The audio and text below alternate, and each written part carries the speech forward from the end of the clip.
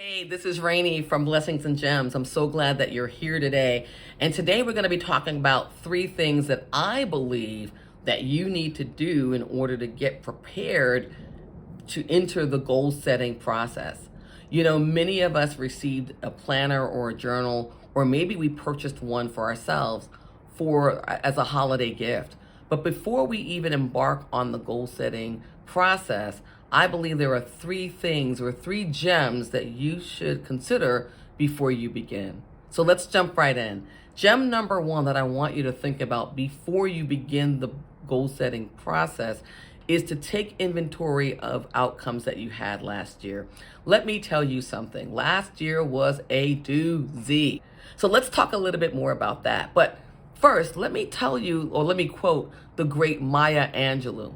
Maya Angelou said, "I have great respect for the past. If you don't know where you've come from, you don't know where you're going. I have respect for the past, but I'm a person of the moment.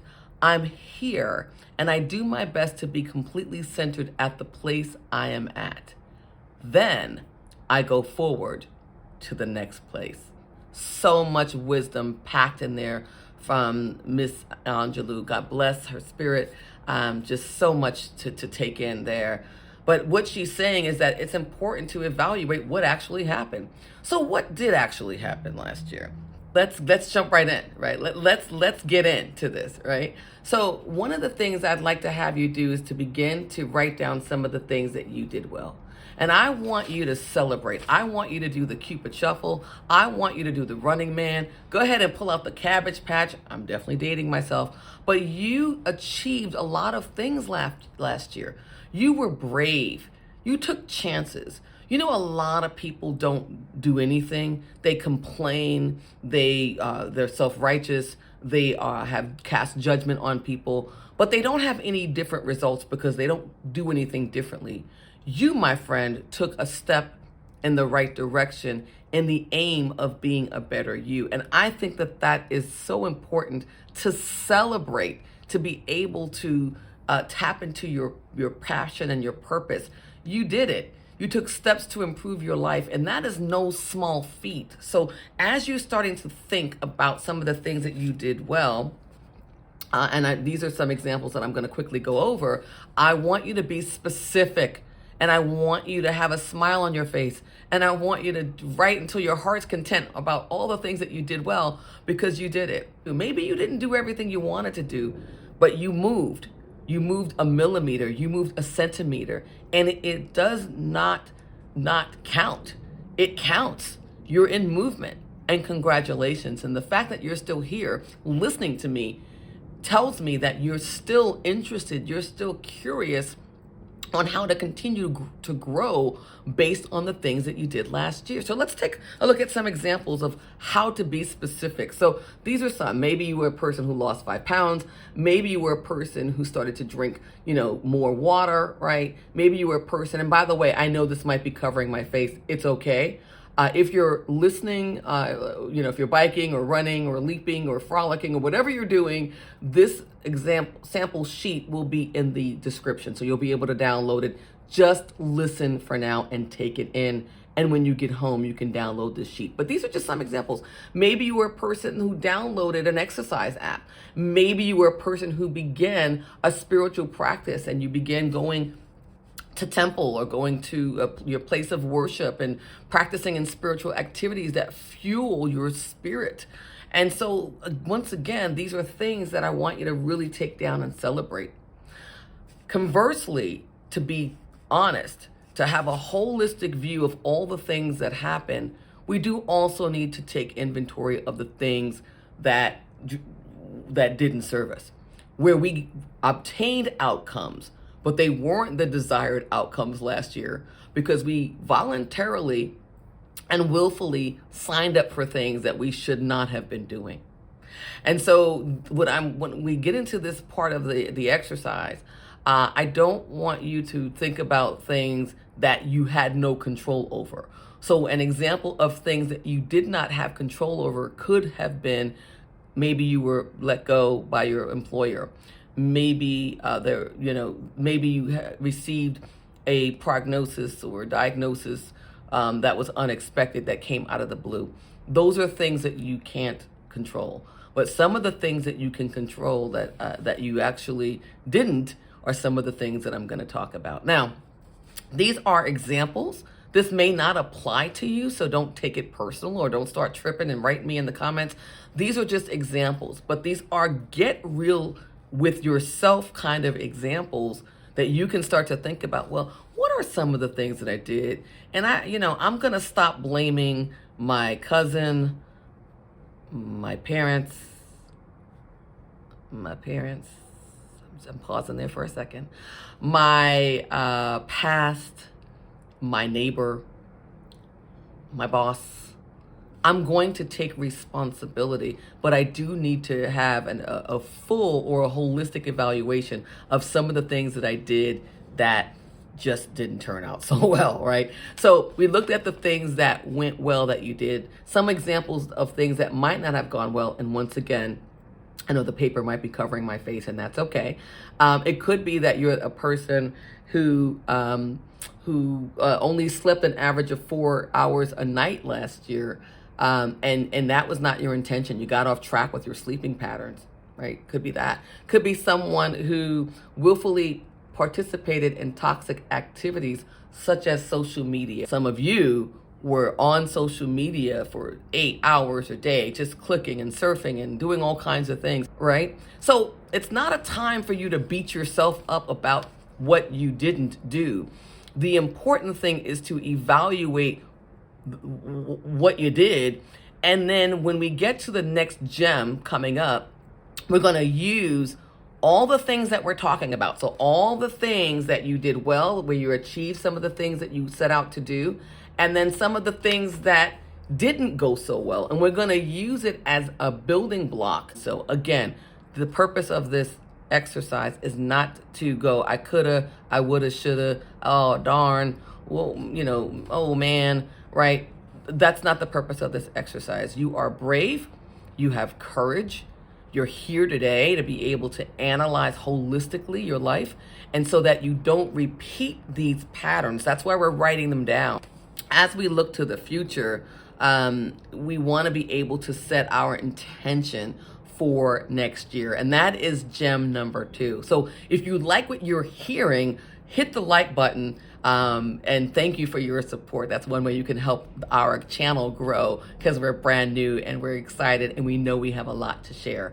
So going back or doing a review, gem number 1 was taking inventory of outcomes that you had last year. Both the things that you wanted to do that got positive outcomes and the things that you wanted to do that had negative outcomes, right? And that's okay, right? We said that we're not gonna repeat those things anymore.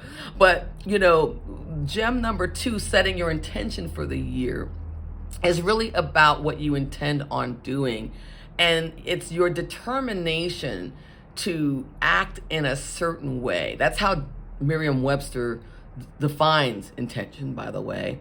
You can also think of intention as themes. What are your intentions for the year? What are your themes for the year? So if we look at this sheet, and I know it's going to be in front of my face, and it's okay because I'll be back.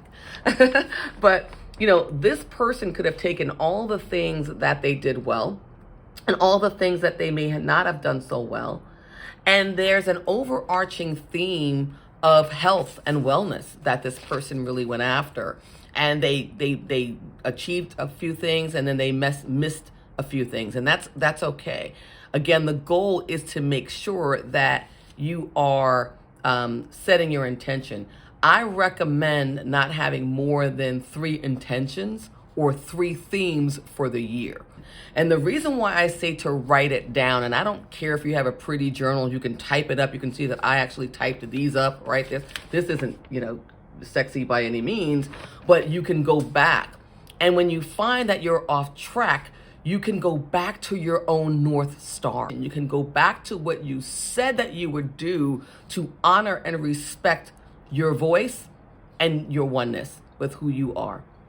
So that's, gems number 1 and 2. And those are things that I really think you need to do in order to have the best results when you sit down to goal set. You'll be more clear, and you'll be more aligned when you actually write out goals in each of those themes, each of those buckets, each of those areas, and you can really dig in and write down some things that you know that you can do. Or, as we said before, not do. Right? So if you're liking what you're hearing, go ahead and like the button, hit the like button. We'd love to have you be a supporter of the channel, and thank you for doing so. And stay with us, because now we're going to go into gem number 3. Gem number 3 is practicing gratitude. So, remember how I said earlier in gem number 1 that when you're taking inventory to celebrate, sometimes it's hard to celebrate. Can I be honest? Sometimes when life throws you lemons, you can't channel Beyonce and make lemonade. It's just not happening, right? And so what I find that I do in gem number 3 in order to practice gratitude is to go back to Maslow's hierarchy of needs. And it's an idea in philosophy proposed by Abraham Maslow in 1943 when he wrote the paper, A Theory of Human Motivation. And he created a pyramid of focus on man's basic needs, man's physiological needs, and then man's needs to self-actualize or develop self-esteem. And each one is building blocks off the other. This basic need of men had to do with having food, water, warmth, and rest. And I tell you, I go through those things, and sometimes I'll just stop really on the water. Yeah, I'll literally start thinking about the access to clean water, and that usually brings me back. Sometimes I'll have to go through all 4, but I really start going, well, you know what? That problem at work is really not that deep, or this person who's getting on my nerves, not that deep, right? That credit card bill or whatever this is, not so deep, right? I have clean running water. So whatever it is for you, my friend, it could be your child's smile. It could be your parents' laughter. It could be your neighbor who giggles or does, funny, quirky things that make you laugh when you see them. It could be, a bird chirping outside of your home. I don't have that privilege. I live in the city. Only thing flying in the air are pigeons. They are birds, but they're a different kind of bird. But anywho, I say all this to say, find 1 or 2 things that you can begin to lock onto to bring you back in moments of despair or in moments of sadness or grief, or you're just beating yourself up because you did something stupid. We've all done it. Or you didn't do something stupid and something unjust happened to you, and you need to bring yourself back. I'm not saying that the things that I do will work for you. I'm only sharing what I do. Find what works for you. One of the things I'm definitely going to do this year that I didn't do last year, and because I got consumed with one of my themes or one of my buckets or one of my areas of focus and intention, was practice gratitude, to actually write it out. I practice it every day in prayer, but I want to write it out. I want to be able to now point to things and go, you know what? I survived that. I'm good. I'm good. Whatever's going on, I'm fantabulous, right? And really mean it, and then live it out in joy and giving and in spirit and how I interact with the world. So important to practice gratitude. So let me recap. Philippians 4:13 in the Bible talks about the fact that sometimes we're not strong, and that we need to tap, and I'm paraphrasing obviously, that we are leaning into God and we are leaning into His strength in order to carry us through. That's a scripture that I took and stood on for 2 years, for 2 years, because I just didn't have it, especially during the seasons that we were in just about 2 years ago. I stood on that word in addition to some of the things that I talked about in the gratitude area. So, hey, gem number 1, just to recap, is to take inventory of your outcomes that you had last year. Don't move forward with doing your journals, your goals rather, before you do this. Gem number 2 was to set your intention for the year, or your themes, or your North Star, whatever you want to call it. Find areas that you can literally theme out and set intention in, and that you can then move forward and set goals around. And then goal number 3 was to practice gratitude. Well, hey, listen, I'm glad that you're here with me today. If you like what you're hearing, go ahead and subscribe to the channel. Go ahead and hit the like button. We'd love to have you be part of our community. And I would also love for you to hit the notification button. We've got another video that comes out every week, every Monday. And so you'll be part of that community. And then before you go, I would love for you to go to the comment section and type out one thing that you're going to be grateful for in 2024. One thing, genuinely. Don't take the ones that I have unless you really mean it. But what are you going to be grateful for in 2024? So God bless you. It was a pleasure to serve you today. Make it a great day, and God bless.